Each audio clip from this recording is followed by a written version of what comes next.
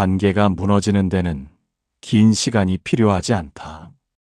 단 한 번의 무례, 단 한 번의 배신, 단 한 번의 무시가 그동안 쌓아온 신뢰를 한순간에 무너뜨린다. 많은 사람은 이 사실을 가볍게 여긴다. 설마 이 정도로라고 생각하는 그 순간이 이미 균열의 시작이다. 신뢰는 쌓는데 오래 걸리지만 깨지는 데는 찰나면 충분하다. 문제는 대부분의 사람이 그 파괴력을 과소평가한다는 점이다. 인간은 자신이 한 행동보다 상대가 느낀 감정에 의해 판단된다. 가볍게 던진 농담, 별 생각 없이 한 비교, 약속을 미루는 태도는 상대의 존엄을 건드리는 순간 단순한 실수가 아니라 위치의 재조정으로 읽힌다. 니체는 인간을 끊임없이 힘의 균형을 조정하는 존재로 보았다.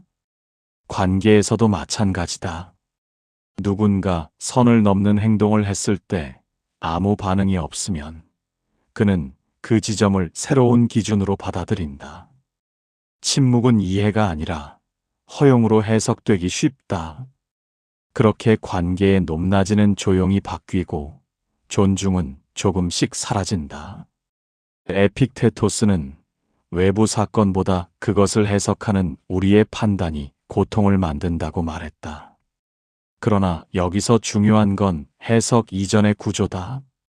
반복되는 무례는 해석의 문제가 아니라 경계의 문제다. 기준이 명확하지 않으면 관계는 흐릿해지고 흐릿해진 관계는 결국 누군가에게 유리한 방향으로 기울어진다. 쇼펜하우어는 인간이 본질적으로 이기적이라고 보았다. 그래서 존중은 기대가 아니라 관리의 영역에 가깝다. 상대의 인격을 믿는 것과 나의 선을 지키는 것은 전혀 다른 문제다. 둘을 혼동하는 순간 관계는 도덕이 아니라 힘의 게임으로 변한다. 사람을 꿰뚫는 통찰력은 상대의 말재주나 표정이 아니라 그가 당신의 경계를 어떻게 다루는지를 보는 능력이다. 한 번의 무례를 가볍게 넘기지 않는 태도, 불편함을 정확한 언어로 표현하는 힘, 그리고 반복될 경우 거리를 조정하는 결단이 관계의 수명을 결정한다. 관계는 감정으로 유지되지 않는다. 존중의 균형 위에서만 유지된다. 그 균형이 무너지는 순간 아무리 오래된 인연이라도 이미 끝을 향해 움직이고 있다. 사람들은 종종 말한다. 그 사람은 원래 좀 직설적이야. 악의는 없었을 거야. 그러나 관계에서 반복되는 무례를 성격으로 정당화하는 순간 이미 구조는 기울어지기 시작한다. 무례는 대부분 충동이 아니라 신호에 가깝다. 상대가 당신을 어디까지 다뤄도 되는지 가늠하는 시험이다. 처음에는 사소하다. 약속 시간에 반복적으로 늦거나 당신의 말을 중간에 끊거나 공개적인 자리에서 가볍게 깎아내리는 농담을 던진다. 웃어넘기면 분위기는 유지된다. 하지만 그 대가는 조용히 당신의 자존감에서 빠져나간다. 관계는 감정의 문제가 아니라 위치의 문제이기 때문이다. 니체는 인간을 힘을 확장하려는 존재로 보았다. 이 확장은 반드시 공격적인 방식으로만 나타나지 않는다. 미묘한 무시, 은근한 비교, 애매한 부탁처럼 부드러운 형태로도 드러난다. 상대가 아무 저항을 보이지 않으면 그 지점은 새로운 기준이 된다. 한 번 허용된 선은 다시 낮아지기 어렵다. 에픽테토스는 타인의 행동은 우리의 통제 밖에 있지만 그에 대한 태도는 통제할 수 있다고 말했다. 여기서 태도란 참는 것을 의미하지 않는다. 명확히 인식하고 정확히 반응하는 것이다. 불편함을 느끼면서도 표현하지 않으면 당신은 상대에게 잘못된 메시지를 전달한다. 이 정도는 괜찮다는 신호다. 쇼펜하우어는 인간관계를 고슴도치의 거리로 설명했다. 지나치게 가까우면 상처를 입고 멀어지면 추위를 견뎌야 한다. 문제는 많은 사람이 상처를 피하려고 거리를 말하지 않는다는 점이다. 그러면 상대가 대신 거리를 정한다. 그 결과는 대개 불균형이다. 사람을 꿰뚫는 통찰력은 상대의 말보다 반복을 본다. 한 번의 실수는 넘어갈 수 있다. 그러나 같은 유형의 무례가 3번 이상 반복된다면 그것은 습관이고 습관은 가치관에서 나온다. 그 지점에서 판단이 필요하다. 설명을 요구할 것인지, 선을 다시 그을 것인지, 아니면 거리를 조정할 것인지. 관계를 지키고 싶다면 감정을 폭발시키기 전에 구조를 바로잡아야 한다. 짧고 분명한 문장 하나면 충분하다. 이 방식은 나에게 불편하다. 그 말 이후의 반응이 그 사람의 수준을 보여준다. 사과하고 조정하는가 아니면 당신을 예민한 사람으로 몰아가는가. 무례를 가볍게 넘기지 않는 태도는 까다로움이 아니다. 그것은 자신을 보호하는 최소한의 장치다. 그 장치를 잃는 순간 관계는 존중이 아니라 이용의 방향으로 흘러간다. 많은 사람은 스스로를 좋은 사람으로 남기기 위해 불편함을 감춘다. 부탁을 거절하지 못하고 무례한 농담에도 웃어넘기며 감정이 상해도 내가 예민한가라고 스스로를 의심한다. 그러나 관계에서 가장 위험한 착각은 친절과 만만함을 혼동하는 것이다. 친절은 선택이지만 만만함은 평가다. 그리고 평가는 상대가 내린다. 니체는 인간이 본능적으로 위계를 감지한다고 보았다. 말투, 표정, 반응 속도, 거절의 방식 같은 작은 신호들을 통해 상대의 강도를 측정한다. 항상 양보하는 사람, 갈등을 피하는 사람, 불편함을 표현하지 않는 사람은 의도와 다르게 낮은 위치로 분류되기 쉽다. 그때부터 관계는 수평이 아니라 기울어진 구조가 된다. 에픽테토스는 타인의 인정에 의존하는 순간 자유를 잃는다고 보았다. 거절하지 못하는 이유는 대개 미움받고 싶지 않기 때문이다. 그러나 아이러니하게도 명확한 기준이 없는 사람은 존중받기 어렵다. 사람은 경계가 분명한 대상에게 신중해진다. 반대로 언제든 접근 가능한 대상에게는 무심해진다. 쇼펜하우어는 인간의 이기심을 냉정하게 바라봤다. 그는 타인의 호의를 당연하게 여기는 경향이 인간 본성에 가깝다고 보았다. 이 말은 비관이 아니라 현실 인식이다. 아무 조건 없이 계속 베푸는 태도는 감사보다 기대를 키운다. 기대는 권리처럼 변하고 권리는 요구로 변한다. 일상에서 이런 장면은 흔하다. 당신이 늘 시간을 맞추면 상대는 시간을 맞추지 않는다. 당신이 먼저 연락하면 상대는 기다린다. 당신이 항상 이해하면 상대는 설명하지 않는다. 이 구조는 우연이 아니다. 반복된 반응이 만든 결과다. 사람을 꿰뚫는 통찰력은 상대의 성격을 분석하는 능력이 아니라 나의 패턴을 읽는 능력이다.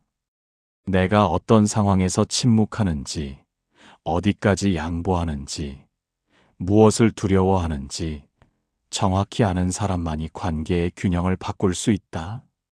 구조를 바꾸지 않으면 결과는 달라지지 않는다. 친절은 유지하되 기준은 분명히 해야 한다. 부탁을 거절할 때는 이유를 길게 설명하지 말고 감정이 상했을 때는 농담으로 덮지 말아야 한다. 단호함은 공격이 아니다. 그것은 자기 위치를 명확히 하는 행위다. 관계는 결국 힘의 균형 위에 세워진다. 스스로를 지키지 못하는 사람은 오래 사랑받지 못한다. 만만함을 친절로 착각하는 순간 이미 선은 넘어가 있다. 사람들은 관계가 감정으로 유지된다고 믿는다. 좋아하면 오래가고 서운하면 멀어진다고 생각한다. 그러나 실제로 관계를 지탱하는 것은 감정이 아니라 구조다. 감정은 흔들리지만 구조는 반복을 통해 굳어진다. 그리고 그 구조 안에서 존중의 높낮이가 결정된다. 처음에는 사소한 차이다. 연락의 주도권이 누구에게 있는지, 약속을 조정할 때 누가 더 많이 양보하는지, 갈등이 생겼을 때 누가 먼저 사과하는지 같은 작은 반복들이 쌓인다. 이 반복이 쌓이면 관계의 방향이 정해진다. 한쪽은 점점 편해지고 다른 한쪽은 점점 조심스러워진다. 존중이 사라질 때도 이처럼 조용히 진행된다. 니체는 인간이 힘의 흐름을 감각적으로 읽는 존재라고 보았다. 말로는 평등을 말해도 행동의 반복은 위계를 만든다. 계속해서 맞춰주는 사람은 자연스럽게 조정 가능한 사람으로 인식된다. 그 인식은 의식적 악의가 아니라 무의식적 판단에 가깝다. 그래서 더 위험하다. 누구도 명확히 잘못하지 않았지만 균형은 이미 깨져 있다. 에픽테토스는 자신의 역할을 스스로 정하지 않으면 타인이 대신 정해준다고 보았다. 관계에서도 마찬가지다. 기준을 말하지 않으면 상대가 정한다. 그리고 한번 정해진 역할은 쉽게 바뀌지 않는다. 늘 이해하는 사람, 늘 기다리는 사람, 늘 먼저 손 내미는 사람이라는 이미지는 시간이 지날수록 굳어진다. 쇼펜하우어는 인간이 타인의 고통보다 자신의 편의를 우선한다고 보았다. 그래서 존중은 감정에 기대어 유지되지 않는다. 편리함이 커질수록 배려는 줄어드는 경향이 있다. 상대가 나를 잃을 수 있다는 긴장감이 있을 때만 균형은 유지된다. 이 긴장감은 위협이 아니라 경계의 명확함에서 나온다. 일상에서 관계를 다시 세우는 방법은 거창하지 않다. 반복을 바꾸는 것이다. 항상 먼저 연락했다면 멈춰보고, 늘 양보했다면 한 번은 조정해보고, 사과를 습관처럼 했다면 설명을 요구해보는 것이다. 작은 변화가 구조를 흔든다. 그리고 그 변화에 대한 상대의 반응이 그 관계의 본질을 드러낸다. 존중은 기분이 아니라 결과다. 구조가 균형을 이루면 존중은 자연스럽게 따라온다. 그러나 구조가 기울어지면 아무리 따뜻한 말이 오가도 관계는 오래가지 못한다. 선을 지키는 힘은 감정의 문제가 아니라 설계의 문제다. 사람은 누구나 실수한다. 말이 거칠어질 때도 있고, 약속을 잊을 때도 있으며, 감정이 앞설 때도 있다. 문제는 단 한 번의 실수가 아니다. 문제는 반복이다. 같은 유형의 무례가 형태만 바꿔 계속 나타난다면 그것은 우연이 아니라 성향에 가깝다. 그리고 성향은 쉽게 바뀌지 않는다. 많은 사람은 관계를 유지하기 위해 반복을 애써 무시한다. 이번엔 상황이 달랐겠지. 원래 바쁜 사람이니까. 같은 해석을 덧붙이며 스스로를 설득한다. 그러나 반복을 합리화하는 순간 당신은 사실을 감정보다 뒤로 미루는 선택을 한 것이다. 관계에서 가장 위험한 것은 충돌이 아니라 왜곡이다. 니체는 인간이 자신에게 유리한 해석을 선택하는 존재라고 보았다. 상대는 자신의 행동을 가볍게 여기고 당신은 그 행동을 이해하려 애쓴다. 이 비대칭이 지속되면 한쪽은 점점 편해지고 다른 한쪽은 점점 소모된다. 힘의 균형은 큰 사건이 아니라 작은 반복에서 이동한다. 에픽테토스는 어떤 일이 일어났는지가 아니라 그것이 우리에게 무엇을 의미하는지를 보라고 했다. 반복되는 무례는 분명한 의미를 가진다. 당신의 경계가 충분히 강하지 않다는 신호, 혹은 당신을 잃을 위험이 크지 않다는 판단이다. 이 판단이 유지되는 한 행동은 바뀌지 않는다. 쇼펜하우어는 인간이 타인을 자신의 욕망을 충족시키는 수단으로 바라보는 경향이 있다고 보았다. 반복되는 무시는 당신을 동등한 주체가 아니라 편리한 존재로 분류했을 가능성을 시사한다. 감정적으로 받아들일 필요는 없지만 냉정하게 인식할 필요는 있다. 일상에서도 답은 명확하다. 3번 반복된 행동은 패턴으로 본다. 변명보다 변화를 기준으로 삼는다. 말이 아니라 이후의 행동을 관찰한다. 불편함을 전달했는데도 조정이 없다면 그 관계는 이미 우선순위 밖에 놓여 있을 확률이 높다. 사람을 꿰뚫는 통찰력은 상대의 약속이 아니라 반복을 보는 눈이다. 한 번의 다정함보다 3번의 태도를 신뢰하는 사람은 관계에서 크게 흔들리지 않는다. 본질은 결국 드러난다. 다만 그것을 인정할 용기가 늦을 뿐이다. 사람들은 갈등이 생기면 말을 길게 한다. 상황을 설명하고 의도를 해명하고 오해였다고 강조한다. 그러나 관계에서 진심을 드러내는 것은 말이 아니라 이후의 태도다. 반복된 문제 앞에서 설명만 늘어나는 관계는 이미 균형이 무너진 상태일 가능성이 높다. 처음 선을 넘었을 때는 사과가 나온다. 2번째는 이유가 붙는다. 3번째부터는 당신이 예민하다는 뉘앙스가 스며든다. 이 흐름은 우연이 아니다. 상대는 점점 책임의 무게를 줄이고 당신의 감정에 의문을 던지기 시작한다. 그 순간 관계의 초점은 행동이 아니라 당신의 반응으로 이동한다. 니체는 인간이 스스로를 정당화하는 능력이 탁월하다고 보았다. 누구도 스스로를 가해자로 인식하고 싶어 하지 않는다. 그래서 설명은 늘 합리적으로 들린다. 그러나 합리적인 설명이 존중을 보장하지는 않는다. 존중은 말의 논리보다 행동의 수정에서 확인된다. 에픽테토스는 누군가의 말이 아니라 그 사람의 행위를 보라고 했다. 말은 외부에 보여주기 쉽지만 행동은 습관에서 나온다. 불편함을 전달했을 때 상대가 진심으로 듣는다면 변화는 작더라도 나타난다. 하지만 변화가 없다면 그 관계에서 당신의 위치는 이미 정해진 것이다. 쇼펜하우어는 인간이 타인의 고통을 자기 편의보다 뒤에 두는 경향이 있다고 지적했다. 그래서 상대의 태도가 바뀌지 않는다면 그 이유는 단순하다. 당신의 불편함이 그에게 충분히 중요하지 않다는 뜻이다. 이 사실은 차갑지만 명확하다. 일상에서는 판단 기준을 단순하게 두는 것이 좋다. 설명이 아니라 수정이 있는가? 사과 이후에 반복이 줄어드는가? 불편함을 말했을 때 방어가 아니라 조정이 이루어지는가? 이 3가지가 없다면 관계는 감정으로 유지되는 척할 뿐 구조는 이미 기울어 있다.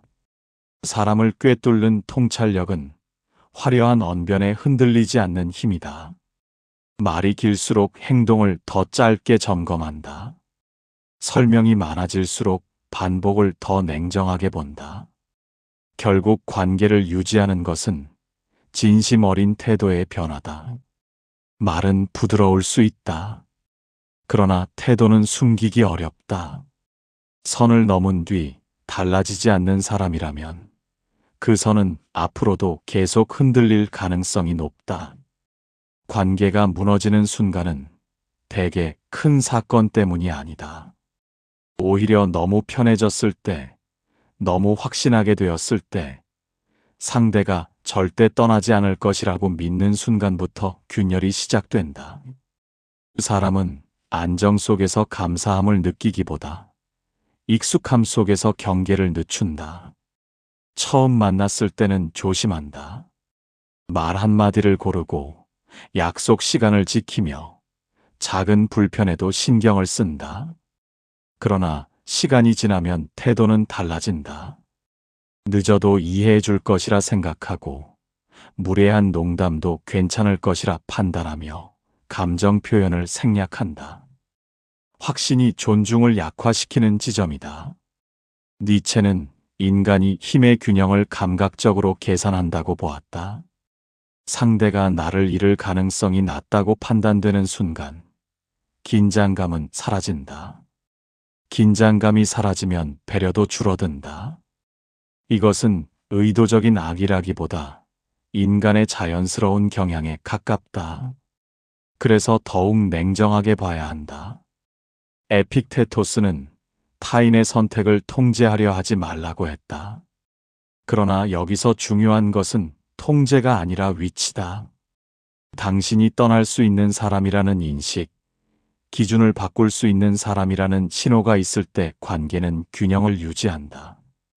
반대로 어떤 상황에서도 남아있을 사람으로 분류되면 태도는 느슨해진다. 쇼펜하우어는 인간이 본질적으로 자기 중심적이라고 보았다. 이 관점은 비관처럼 들리지만 현실적이다. 사람은 잃을 수 있는 것을 더 소중히 다룬다. 항상 곁에 있는 존재는 당연함으로 전환되기 쉽다. 그래서 관계를 지키기 위해 필요한 것은 애원이나 희생이 아니라 스스로의 가치를 낮추지 않는 태도다. 일상에서도 기준은 단순하다. 반복되는 무례가 있다면 거리를 조정한다. 일방적인 연락 구조라면 멈춘다. 존중이 줄어드는 느낌이 든다면 대화를 통해 분명히 짚는다. 변화가 없다면 머무를 이유를 다시 생각한다. 떠날 수 있는 사람만이 남을 자격도 갖는다. 사람을 꿰뚫는 통찰력은 상대를 붙잡는 기술이 아니다. 나를 함부로 대하지 못하게 만드는 구조를 이해하는 능력이다. 관계는 사랑으로만 유지되지 않는다. 잃을 수 있다는 현실적 긴장감이 있을 때 비로소 균형이 유지된다. 확신은 안정이 아니라 방심을 낳을 수 있다. 그리고 방심은 결국 선을 흐리게 만든다. 많은 사람은 관계를 지키기 위해 더 다가가려 한다. 문제가 생기면 더 설명하고, 더 이해하려 하고, 더 맞춰주려 한다. 그러나 모든 관계에서 가까워지는 선택이 정답은 아니다. 때로는 거리를 줄이는 것이 아니라 조용히 조정하는 것이 균형을 되찾는 방법이 된다. 니체는 인간이 힘의 흐름을 본능적으로 감지한다고 보았다. 당신이 계속 다가가면 상대는 굳이 움직일 필요를 느끼지 않는다. 반대로 한 발 물러서면 흐름은 바뀐다. 연락이 줄어들고 반응이 느려지고 기준이 분명해지는 순간 상대는 구조의 변화를 인식한다. 그때 비로소 태도가 드러난다. 에픽테토스는 통제할 수 없는 대상에 집착하지 말라고 했다. 상대의 마음을 바꾸려 애쓰는 대신 나의 거리와 시간을 조정하는 것이 훨씬 현실적이다. 설명으로 설득하려 하기보다 행동으로 구조를 바꾸는 편이 빠르다. 쇼펜하우어는 인간이 타인의 희생을 쉽게 당연하게 여긴다고 보았다.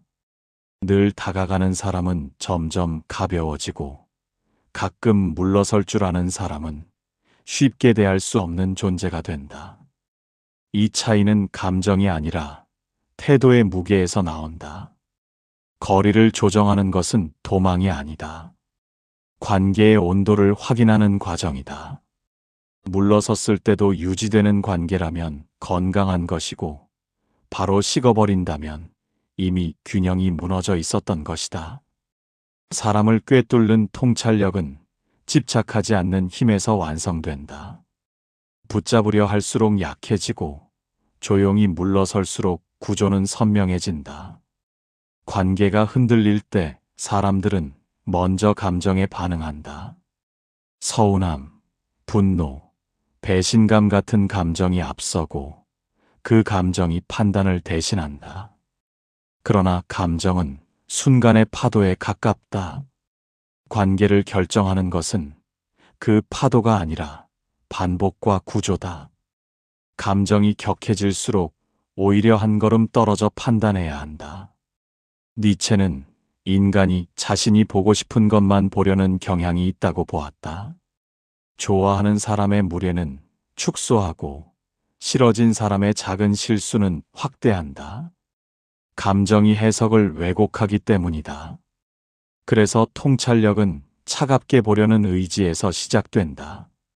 상대의 말이 아니라 패턴을 보고 사과가 아니라 이후의 행동을 본다. 에픽테토스는 외부 사건보다 그것을 해석하는 우리의 판단이 고통을 만든다고 했다. 이 말은 감정을 억누르라는 뜻이 아니다.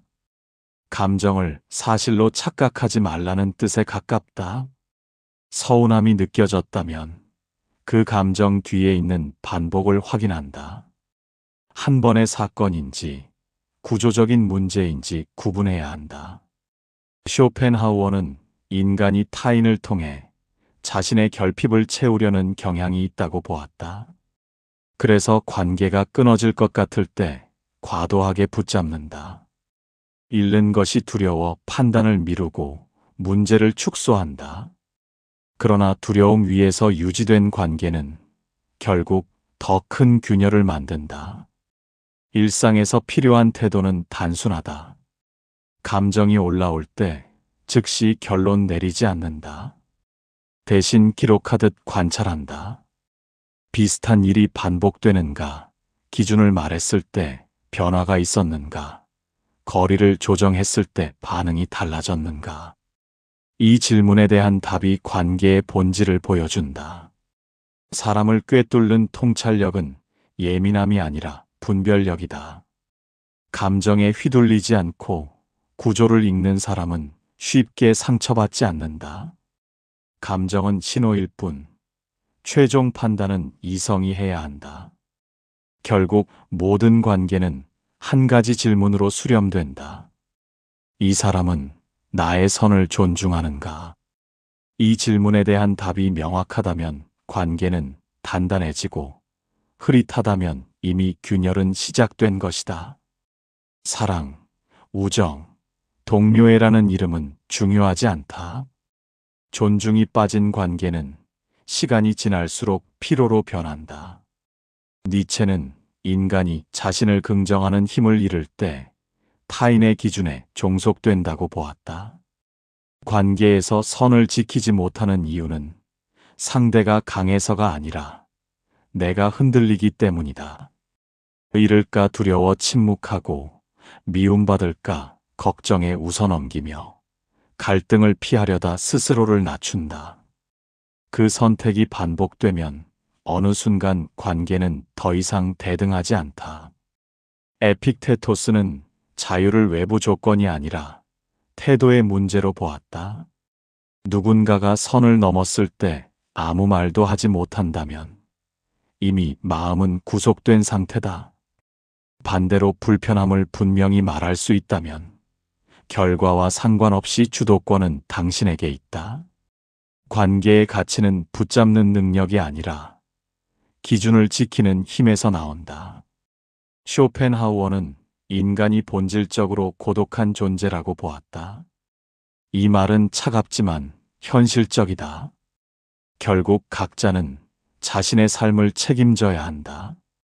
관계가 삶의 전부가 되는 순간 판단은 흐려진다. 그러나 혼자서도 흔들리지 않는 사람은 관계에서도 쉽게 무너지지 않는다. 선은 상대를 통제하기 위한 도구가 아니다. 나를 지키기 위한 최소한의 장치다. 그 장치가 분명할수록 관계는 선명해진다. 떠날 사람은 떠나고 남을 사람은 남는다. 이 과정을 두려워하지 않는 사람만이 건강한 관계를 유지한다. 사람을 꿰뚫는 통찰력은 복잡하지 않다. 선을 넘는 순간을 정확히 인식하고 그 지점에서 멈출 수 있는 힘이다.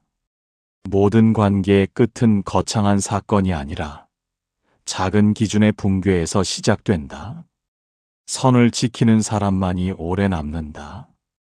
그리고 그런 사람만이 끝내 존중받는다. 관계는 운이 아니라 태도의 결과입니다. 선을 흐리면 결국 나 자신이 흐려지고 기준을 지키면 비로소 사람이 정리됩니다. 이 이야기가 인간관계를 다시 바라보는 계기가 되었다면 구독과 좋아요로 함께 해주세요.